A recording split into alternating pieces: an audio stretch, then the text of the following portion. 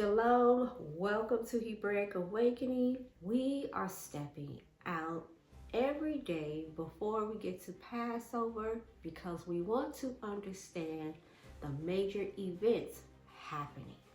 In the last episode, we see that Miriam prophetically acts as priest and prophet, anointing Yeshua to become king of Israel and preparing him for his burial. This is very important. Everything that Yeshua does is meticulously spelled out in Torah and in the prophets. We also learned in the last episode that the plot to kill not only Yeshua, but Eleazar, aka Lazarus, was in full effect. Now, the people are wondering, is Yeshua going to really come up to the feast? There's a lot going on, the plot to kill him, and we must understand that during Passover, remember, this is the backdrop to everything. No matter who Yeshua is claiming to be, they have to keep the feast. They have to keep Passover. They must make Aliyah going up to Jerusalem, right, to the feast. So it is a highly stressful political time.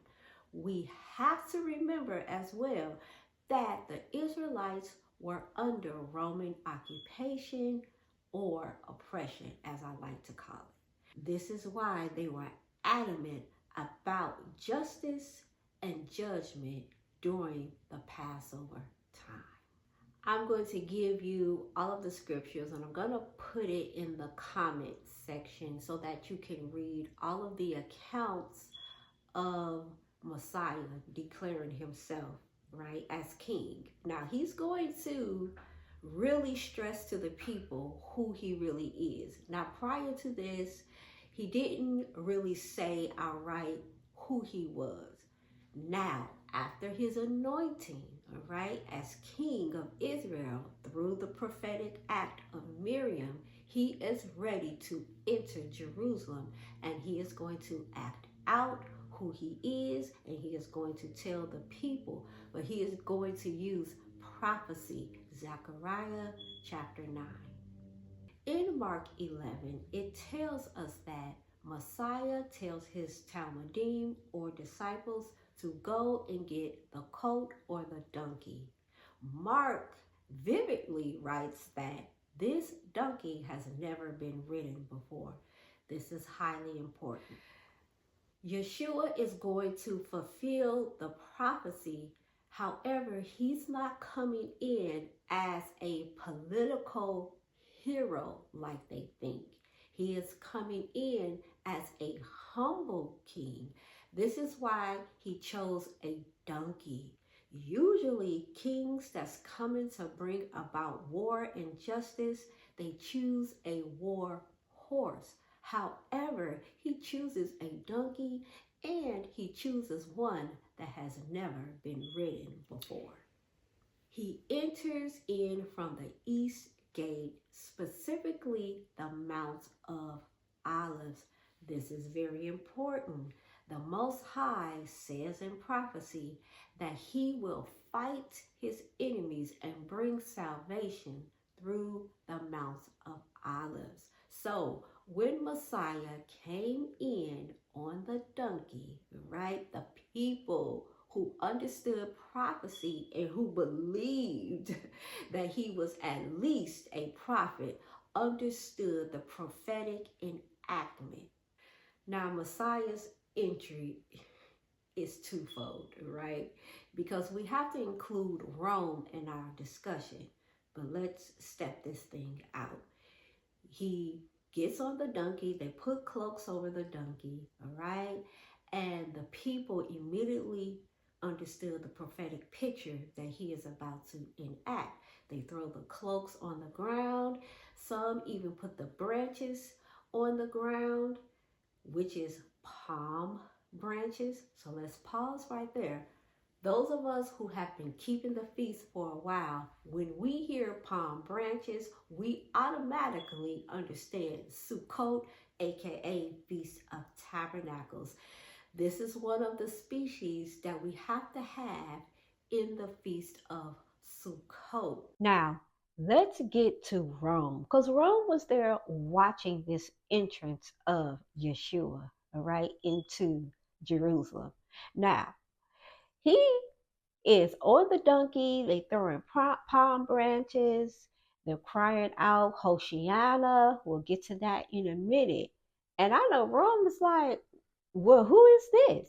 Right? And the Israelites were asking, and who is this as well? Right? Because remember, not everybody understood or believed who Yeshua was claiming to be, right? Or he was acting out in a way to be, because he would never outright say it until now, right? Until now. He did everything prophetically, and you should have put the context clues together. However, there were many who still did not believe. Now, Rome is watching him. He's coming in on a donkey, not on a war horse. He's acting and imitating like he's a military hero, but military heroes don't come in humble, right? They don't come in with humility, right? They come in very bold and arrogant. Look at everything that I have done. But this is not the choice that the Messiah makes. When the people are exclaiming, Hoshiana, that Hebrew word means to save us. So they are exclaiming that the Most High is bringing salvation. So let's read it really quickly. Mark 11, starting at verse 10. Hosanna or Hoshiana, blessed is he who comes in the name of Yahweh. Blessed is the coming kingdom of our father David. Hoshiana in the highest. So they start off with save us, bring salvation, O Yahweh.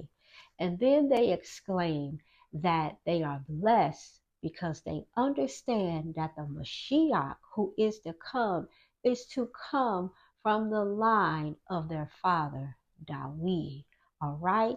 And then in the last exclamation, Hoshiana in the highest, that is a military term, all right? They are declaring that Yahweh brings justice and judgment to them. Now, there's something else significant that happens, and Luke lets us know. In Luke chapter 19, verses 41 through 44, we see that Yeshua weeps over Jerusalem. This signals us back to the weeping prophet Jeremiah, who weeps because his fellow Israelite brothers and sisters are in exile and they are not repenting. So it is with the Mashiach. He also weeps because he understands that they do not believe, and this is going to bring judgment, and the temple will fall. And he understands that they are going to be scattered to the four corners of the world, and this exile will be permanent until he comes to reestablish himself as the warrior king who is coming back to sit on the throne at Jerusalem. All right. So he is weeping. He is lamenting like a prophet would. I hope that you will continue to follow me as we step out the vital events leading up to Passover. So go get your majesty palms if you can and wave them. If not, just sit down and tell this story to your family, to your friends, at your congregation. It is very important for us to understand the backdrop and the historical information that ties into this highly spiritual and political time of our Messiah. Until the next video, Shalom, everyone.